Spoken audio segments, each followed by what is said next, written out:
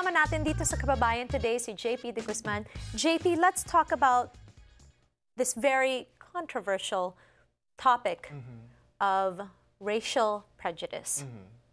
Does it still happen to us Filipino-Americans even today? I think, it's really important to think about the ways in which race and racism change over time. So oftentimes people say, well, no one's burning down your house, no one's doing this, everything must be okay. But that is one way to look at it. But the manifestations of racism change over time. So if we look back in time, we can see really painful experiences of specifically anti-Filipino racism. In the early 1930s, during the Great Depression, Filipino farm workers were run out of town in rural parts of California like Watsonville. They were beaten, they were just subject to all sorts of racism. That had to do with labor competition, it had to do with romantic competition, because white farmers did not like the Filipino men dancing with white women.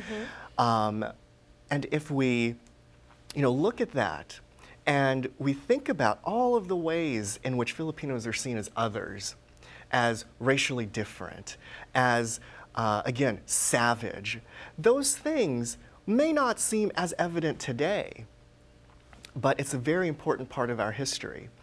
And so in thinking about how the relationship between racism and Filipinos today, we can look at, for example, the experience of Joseph Ileto.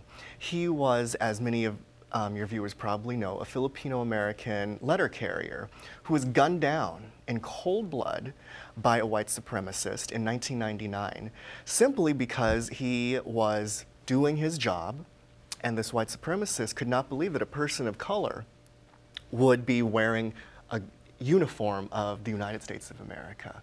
Again, the sense that we are somehow so different, not even human.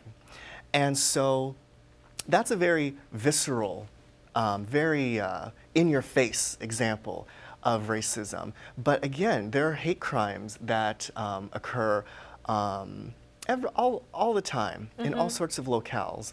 We can also think about something called a racial microaggression.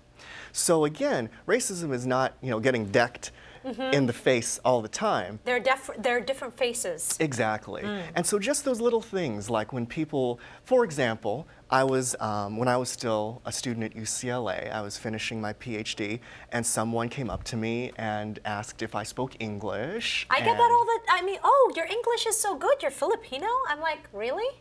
Exactly. So I know that a lot of Filipinos experience this on a day-to-day basis. Absolutely. So I just wanted to thank you for being on the show, for talking about this, for wrapping up our October initiative, sharing your knowledge. When you share your knowledge with us, the viewers and the audience, we are empowered.